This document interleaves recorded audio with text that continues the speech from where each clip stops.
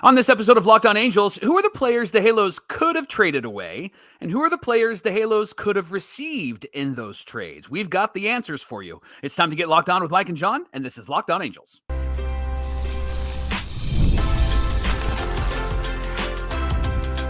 You are Locked On Angels, your daily Los Angeles Angels podcast. Part of the Locked On Podcast Network, your team every day. Thanks for making Locked On Angels your first listen of the day. You can find us anywhere you get your podcast, including Apple Podcasts, Spotify, and SiriusXM by searching Locked On Angels. And if you'd like to get back to the Super Halo Bros for all this Super Halo content, here's some things that you can do. Leave us a rate and a review on Apple Podcasts. If you're watching on YouTube, hit that thumbs up button. And if you're not subscribed already, please subscribe and become a Locked On Everydayer. And whether you're watching or listening, come over to YouTube, leave a comment. It's one of the best ways to get in touch with John and I and be a part of the conversation. And today's episode is brought to you by FanDuel. You can make every moment more. And this summer, FanDuel is hooking up all customers with a boost or bonus daily. There's always something for everyone every day all summer long. Just visit FanDuel.com to get started. Happy Friday to you, and thanks for being here for this episode of Locked On Angels, where it's your team every day. You've got the Frisch Brothers here with you, a.k.a. the Super Halo Bros. My name is John, and that's my brother Mike. And my name is Mike, and that's my brother John. It's our third season here at Locked On Angels, talking Angels baseball every Monday through Friday. If you want to get more involved with us, you can follow us at Locked On Angels on Twitter and at Super Halo Bros on Twitter and Instagram. On today's show, there were a lot of potential trades at the deadline that could have happened for the Angels, Mike, and they didn't happen. And that's the biggest thing I think you and I both took issue with when it came to the expiring deals. Now, there was a lot of comments about, well, there wasn't any interest in those guys. Who would even want a Kevin Pillar, stuff like that? We're going to debunk that today, and I think we did a good job of debunking that. First, I do need to address that Mike Trout will be out for the rest of the year. Yeah. He retore. It sounds like he retore his meniscus. Mike, we've covered this ad nauseum on the show. Like, what's the team look like with and without him and his injury and whatnot. We've also talked about the kinds of surgeries he could have had. Now there's some kind of discrepancies between, did he have a meniscectomy or the full repair? Look, I specifically remember reporting on meniscectomy because you didn't want to say the word meniscectomy. You wanted me to say it. So that's how I remember it. But yesterday just confirmed the worst. Trout will be out for the season. Mike, quick thoughts there? Yeah, this is the last 4 or 5 years, right? So there isn't oh man, that sucks, right? I'm devastated for the guy. I love the player, want to see him on the field, but I'm getting used to the team not having Mike Trout and not having Anthony Rendon. So I'm not like incredibly disappointed from a team standpoint, simply because we haven't seen Trout play, and this is how the team has been the last 4 or 5 years. So right. I'm not really disappointed because he hasn't been out there. I'm really disappointed for the man. I'm really disappointed for the player. I really like Mike Trout, but this just seems to be same old when it comes to Trout and when it comes to the Halos. So bummer to not have him back, but not surprised because this is what we have had for the last few years as Angel fans. It's pretty unfortunate. So let's get into those deadline deals that could have happened, should have happened, would have happened, shoulda, coulda, woulda, right, Mike? Let's get started with some of the hitters, and let's talk about Kevin Pillar. Yeah, Kevin Pillar was a guy that people were supposedly interested in, and we thought maybe perhaps the Angels could have traded him. Now, as of this recording, at a slash line of 281, a 337 on base, a 470 slugging percentage, and an 807 OPS with a 123 OPS plus. They said on the broadcast 2 nights ago that Kevin Pillar had talked about retiring at the end of the year, but now he's enjoying himself, and perhaps he may want to come back. And Mark Gubas has said, you want to be absolutely positively sure that you want to retire before you do that. And he's having a great year with the Halos. Now, he wasn't traded because, quote unquote, there wasn't a market for him. But Johnny, Kevin Kiermaier was traded. He was. From the Blue Jays to the Dodgers. And here's his slash line: 195, 236 on base, 310 slugging, 546 OPS, and a 54 OPS plus. Now, if you ask me, Kevin Pillar is much better than Kevin Kiermaier. Am I wrong? Two retiring Kevins, allegedly, and the wrong Kevin got traded, Mike. The Dodgers elected to get Kevin Kiermaier, and they sent Ryan Yarbrough, who they recently DFA'd, to the Blue Jays. Now, the Blue Jays might use him in their rotation just to get through the rest of the season. And that's certainly somebody that the Angels could have used to get through this depleted rotation that they have. But at the end of the day, I don't think the Angels would have benefited from that because Yarborough's a free agent at the end of this year as well.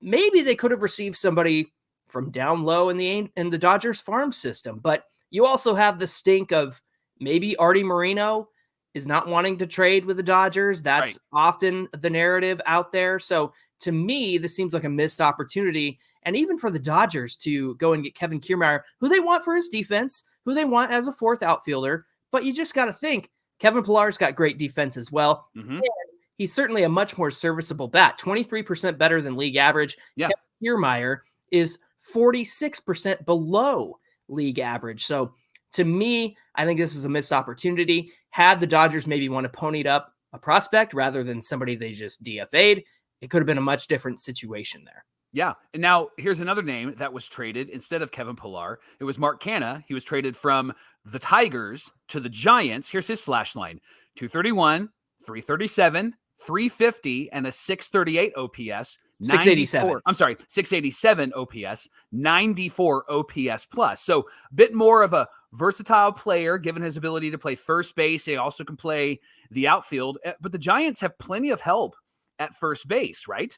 Yeah, they got Lamont Wade Jr. He's a lefty, so he often gets platooned, but he also plays the outfield. David Villar's been playing first base for them. Wilmer Flores, who's currently on the IL, not having a great season, but he did have a great 2023.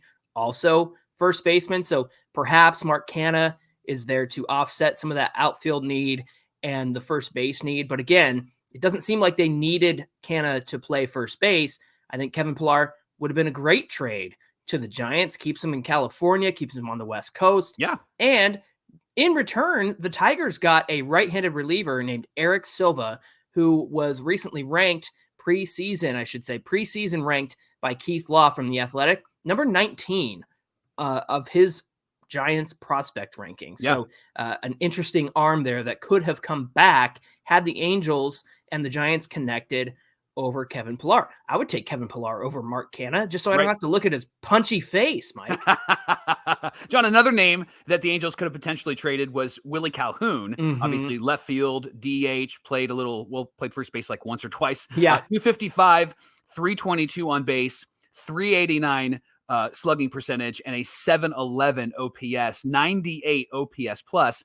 He wasn't traded, but you know who was? Eloy Jimenez from the White Sox to the Orioles. He's a left fielder, DH, 240 batting average, 297 on base, 345 slugging, 642 OPS with an 81 OPS plus, Johnny. Yeah, Eloy Jimenez has been hurt a ton, Mike, and that's been well documented. In fact, he's been hurt this year as well. He's only been in 65 games, and he's only DH'd for the White Sox this season, and that's a lot of what Willie Calhoun has done for the Angels this season. Like you said, he's played a little bit of outfield, a little bit of first base, but he's primarily been at the DH spot when Calhoun gets into the game. This one I don't quite understand, because here's the deal. Not only playing-wise, are they very similar in terms of their slash line, but obviously Calhoun has a better one, and he's got a 98 OPS plus over Eloy's 81 OPS plus, is that Calhoun is consistent. He's healthy. He's got a little bit more flexibility because he can play the outfield better than a hurt Eloy Jimenez. And Jimenez, who knows when he's going to get hurt again. So for the Orioles to make this move, first of all, I know they have like Ryan Mountcastle for DH, and they've got their options at DH. So adding Eloy was interesting to me. I don't know enough in terms of what the Orioles are up to understand this move. But at the same time, it's not that Eloy's a bad player to have. What we're making the case here is that if people are going to say, well, nobody wants Willie Calhoun, then why would somebody go for Eloy Jimenez? If nobody wants Kevin Pillar, then why would they go for Mark Canha when Pillar is clearly the better player this season? The other factor of this, Mike, is the money involved. Now, both guys have the option of staying with the team if the team wanted to bring them back. Willie Calhoun has another year of arbitration. With Eloy Jimenez, he's set to make, I think it was something between 16 million and 18 million for the next 2 years, but they are club options. But the Orioles, if they don't want Jimenez, they have to pay $3 million to buy him out at the end of this season. So to me, the money involved and the affordability and versatility of Willie Calhoun, who's putting up better numbers and is overall the better player here. If you want some good slugging, you're going to get that from Willie Calhoun. He's not going to hit a bunch of home runs, but he'll hit you some doubles and the occasional home run. So it kind of boggles my mind that he was overlooked here. In return, the White Sox received lefty reliever Trey McGough, who sports a 1.99 ERA over 54 and a third innings pitched across AA and AAA. Mike, wow.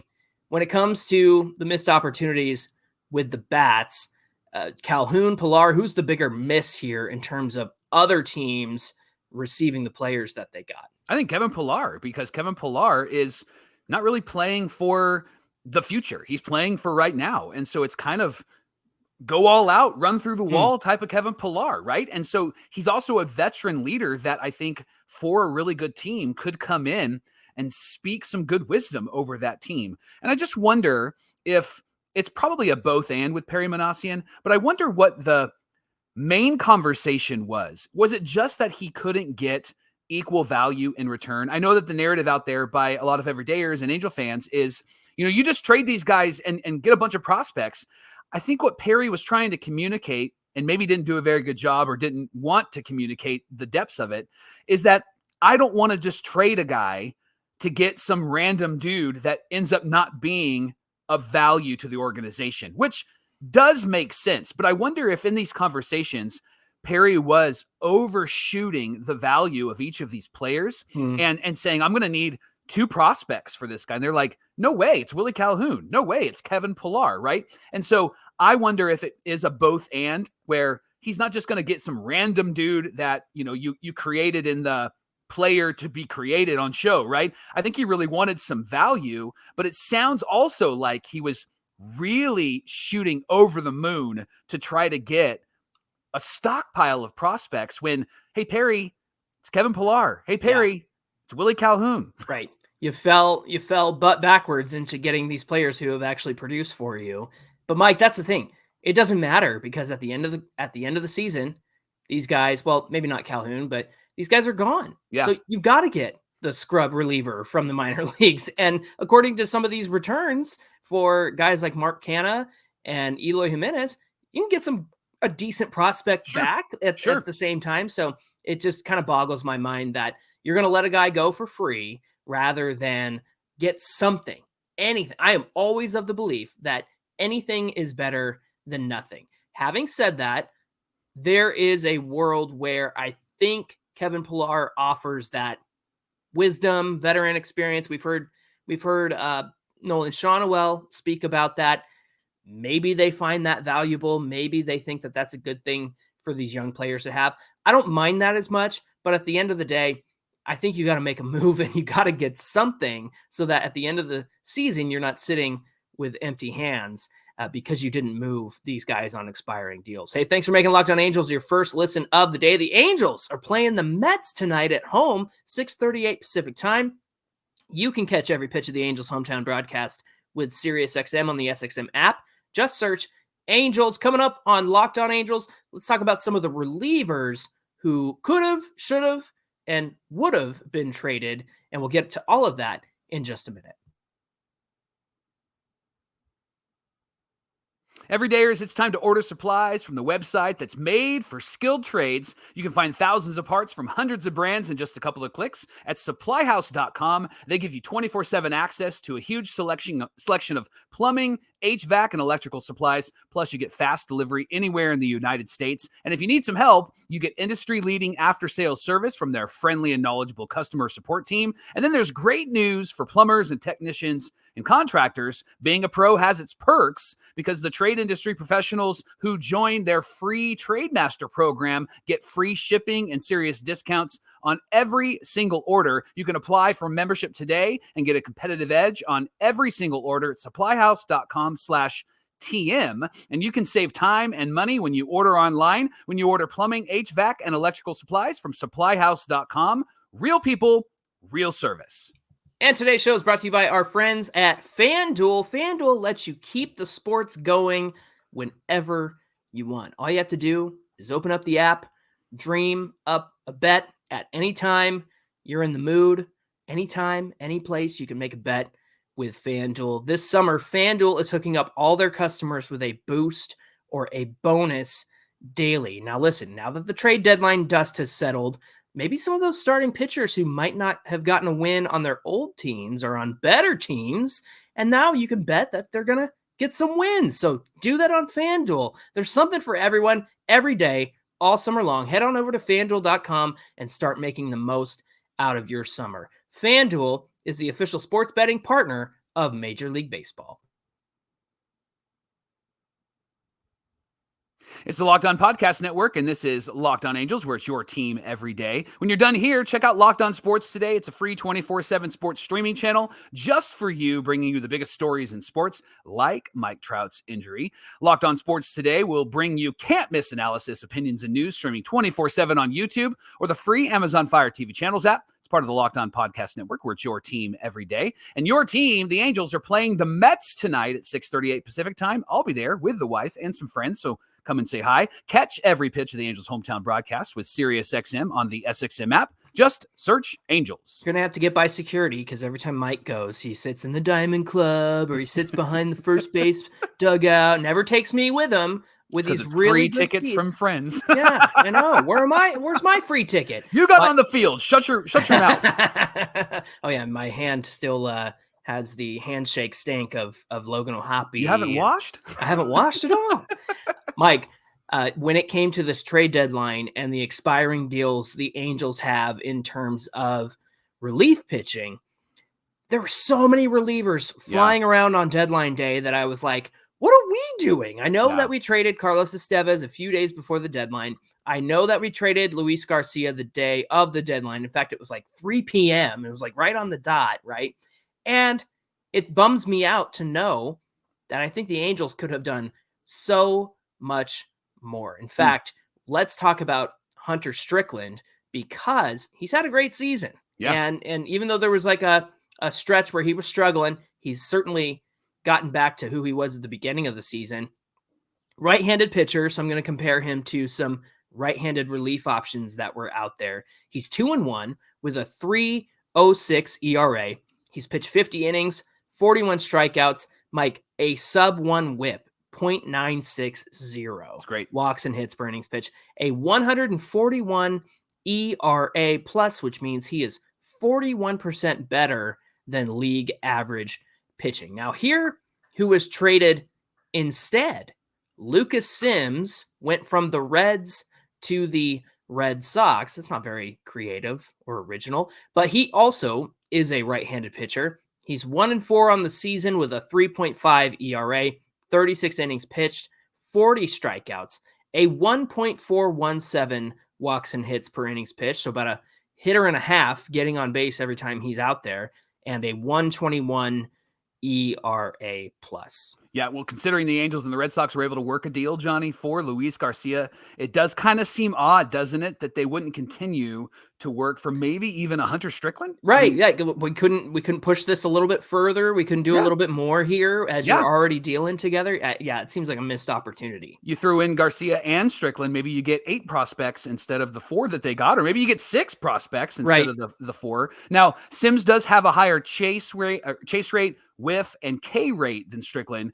Sims' strikeout to walk rate sits at an even 2 this year, while Strickland has been a bit better, 3.15. And the Reds, the Red Sox actually received a really great player, a 19-year-old player, Ovis Portis, who has put up a 2.12 ERA across rookie ball and high A in 5 starts and 11 appearances this season. He's got a fastball that hits around 95 miles an hour. So that was just one of the options that were traded. And here's another option, Johnny, that was traded. Somebody from the Padres to the Yankees. Why don't you talk about that? Yeah, and Yerry De Los Santos was traded from the Padres to the Yankees. This one I can understand a little bit more strictly on stuff. Like that, you want a hard throwing guy who gets a lot of swing and miss.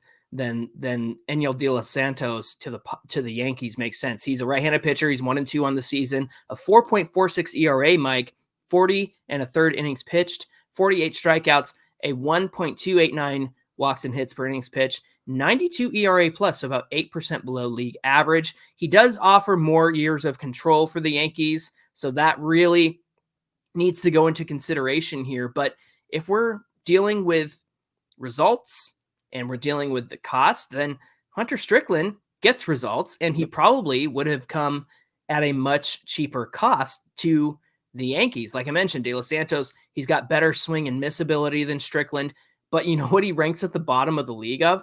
Hard hit percentage. He's in the second percentile in all of Major League Baseball, and barrel percentage, Mike, he's in the first percentile in all of MLB. So he is getting hit hard when he does get hit. And I think that's the key here. So this prospect that the Padres got back from the Yankees sounds really interesting. He's 27-year-old from AAA named Brandon Lockridge. Mike, he's stolen 34 bases.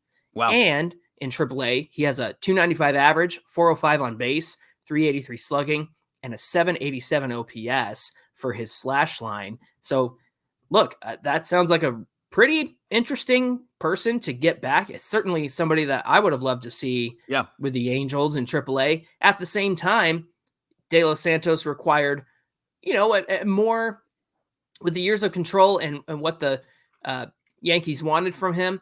Maybe it required a better prospect in Brandon Lockridge. So perhaps the Yankees could have gotten away with something that cost them a lot less if they had opted for Hunter Strickland. Can you call a 27-year-old a prospect? I feel like yes, right. I feel like you're violating the baseball. But he's got the results though. I mean, 34 stolen bases. Like the reason the Padres got him was because, hey, we need a guy who can run the bases. Let's go. Yep.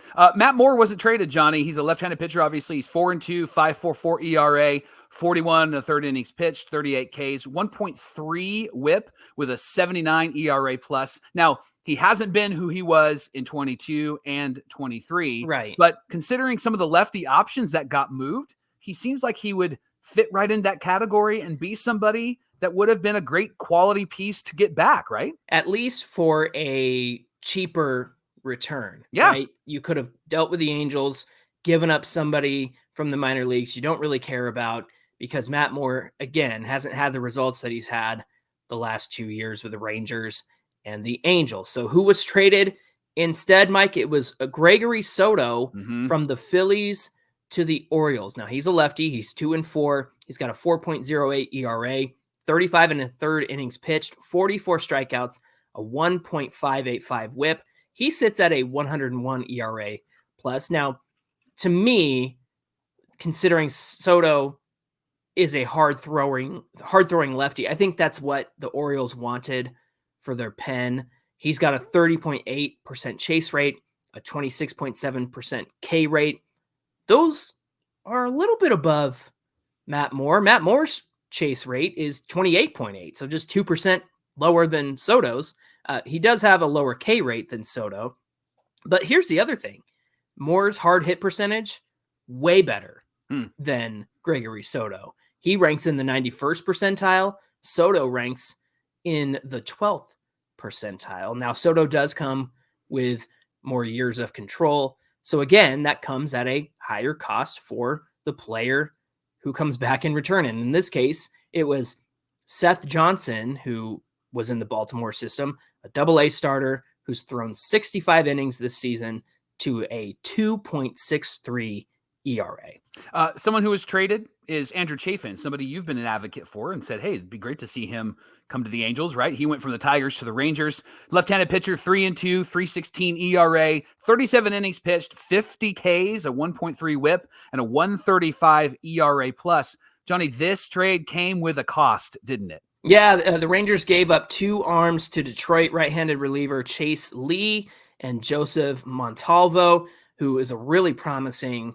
high A starter. You got to wonder if the Rangers would have considered a reunion with Matt Moore, especially since he pitched so well for them, and it would have been a lot cheaper than perhaps 2 arms that the Tigers might not have wanted to get rid of in Chase Lee and Joseph Montavo. So again, Mike, I go back to, I see the ways that Gregory Soto and Andrew Chafin are obviously better options than Matt Moore. However, they come at a higher cost. And don't get me wrong, the Orioles and the Rangers, they have the ability to make these trades, right? They are not worried about the cost. But it still goes to show that with the left-handed market that was out there, I still think you could have moved more. I still think a team could have used him. Same goes for Strickland. How these guys are still sitting on the Angels roster right now is just beyond me. Locked On Angels is brought to you by Liquid IV. You can get hydrated and stay hydrated with electrolytes, essential vitamins, and clinically tested nutrients from the #1 powdered hydration brand in America, because baseball and summer go together like Liquid IV and hydration. You can get hydrated and stay hydrated because a rundown you, Johnny, is no good for anyone, including you. 1 stick of Liquid IV and 16 ounces of water will hydrate you better than water alone. And Liquid IV provides 3 times the electrolytes of the leading sports drinks, plus 8 vitamins, nutrients, all in a single stick. Best part, it tastes great. They have great flavors. Acai berry, they have lemon lime, they have pina colada, or they have one of their favorite summer flavors, popsicle firecracker. It's got a festive blend of citrus, fueled lemon lime, tart cherry, raspberry flavors, always non-GMO, vegan, gluten-free, dairy-free, soy-free, so it's good for anyone and everyone. Just tear, pour, and live more. No more dehydration for our everydayers with Liquid IV. And you can get 20% off your first order when you go to liquidiv.com and use our promo code MLB at checkout. That's 20% off your first order when you go to liquidiv.com and use the promo code MLB. Tear, pour, live more, Liquid IV. Mike, one of the things I took issue with in all the discourse around the trade deadline was that nobody wanted Tyler Anderson. And one of the reasons why I could definitely see was that Tyler Anderson is outperforming a lot of his expected numbers. We've made that argument. We've made that contention. At the same time, a lot of people have said he's not somebody you would want to pitch in the postseason. You want somebody who throws a little harder, like a Yusei Kikuchi or a Jack Flaherty. So I totally understand that.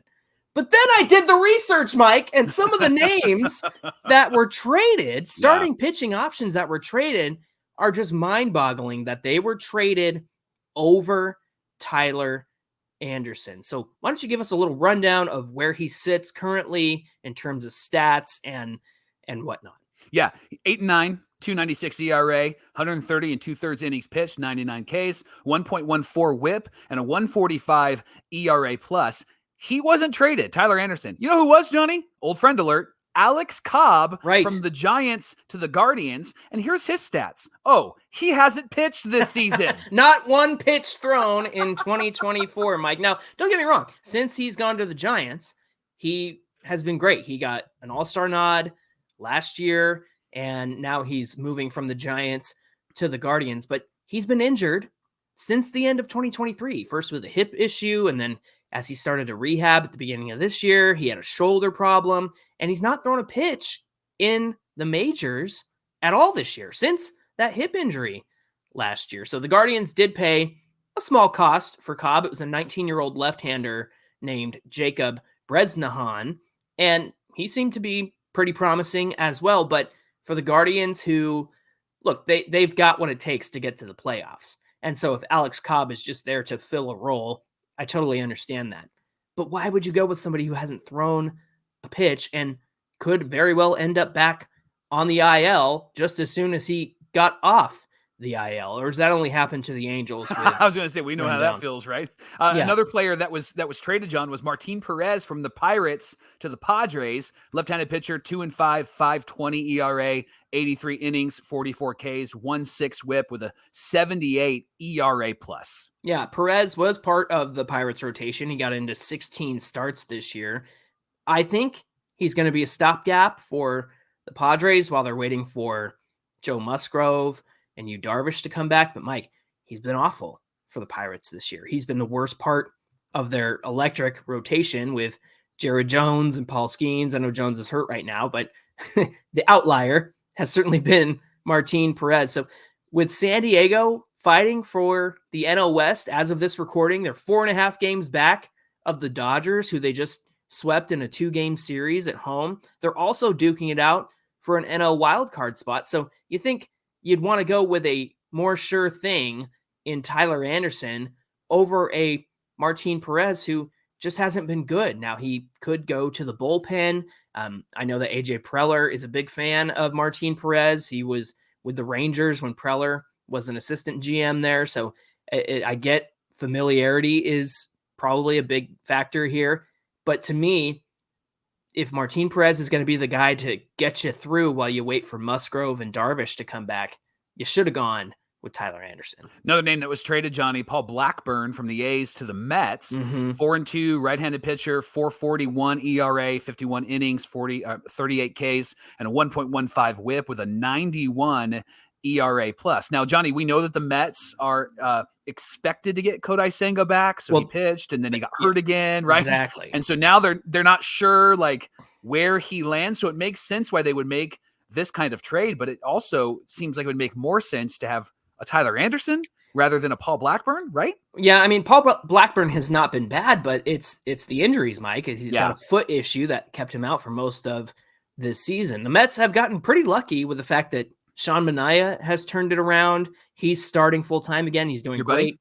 Luis Severino. Oh, yeah, that's right. Luis Severino has also been way better than he was with the Yankees last year. And so they're having a lot of good luck with their rotation. But then they got guys like Jose Quintana, who you never know which version of Quintana you're going to get when you go out there. And the Mets, just like the Padres, are battling really hard for a wild card spot. They're not going to get first place in the East. That belongs to the Phillies. However, I think Anderson is a more reliable option than Paul Blackburn, simply because of health. And again, if Anderson is just going to be somebody who's like keeping you in it until you can get Kodai Senga back, which might be in time for the playoffs, right? He's definitely done for the season, but he might be back in time for the playoffs. Now, Cade Morris was the return for the Mets. He's a 22-year-old right-handed starter who's pitched to a 3.51 ERA across A-ball and high A this season. Mike, I just don't buy that there wasn't a market for Tyler Anderson, especially with some of the moves that were made here. Now, this might be a case of Perry Manassian thinking, well, Tyler Anderson's got control. We need him next year. We don't have that much of a rotation right now. So I can understand all of that, but I wanted to bring up Tyler Anderson. I know he's not an expiring deal like the other 4 that we talked about, because it just makes so much sense for so many teams out there, especially given some of the moves that we've listed here. That Alex Cobb thing drives me absolutely insane. It's just like, what are you thinking? Now, you might have noticed we didn't bring up Brandon Drury, who is on an expiring deal. Mike, I got to be honest with you. I looked at all the deadline moves. There just wasn't one that made sense. I mean, I know IKF got moved to the Pirates, and he can play all over, and Drury can kind of play the infield all over. He can play the outfield as well, but Drury's just been pitiful this year. So I was not going to go to bat for Drury and make the case that he needed to be moved, because I don't think anybody would want him. So of all the names that are listed here, I think Drury's the only one who probably had no chance of being moved at this deadline. Thanks for making Locked On Angels your first listen of the day. Now make your second listen Locked On MLB podcast with our buddy Sully. He's going to make you laugh, make you cry, and also make you smarter as a baseball fan. Locked On MLB is available on YouTube or wherever you get your podcasts, and it's part of the Locked On Podcast Network, where it's your team every day. Hey, give us a follow at Locked On Angels on Twitter and at Super Halo Bros on Twitter and Instagram. Stay connected with us over the weekend. If you're watching or listening, come on over to YouTube, find today's show, get in the comments section. The best way to get a hold of Mike and I. Hey, Mike, what do we have on deck for Monday's show? We're going to talk about the Angels greet the Mets and beat the Mets. Hopefully that happens, right? We want that to happen. And so they're playing the Mets this weekend. We're going to recap all 3 of those games on Monday on Locked On Angels. The East Coast Angels meet the West Coast Mets. Let's go. All right, everybody. Until then, my name is John, and that's my brother Mike. And my name is Mike, and that's my brother John. Thanks for being here with us. Have a great weekend, and we'll see you back here on Monday. There was no meeting. Always Seinfeld.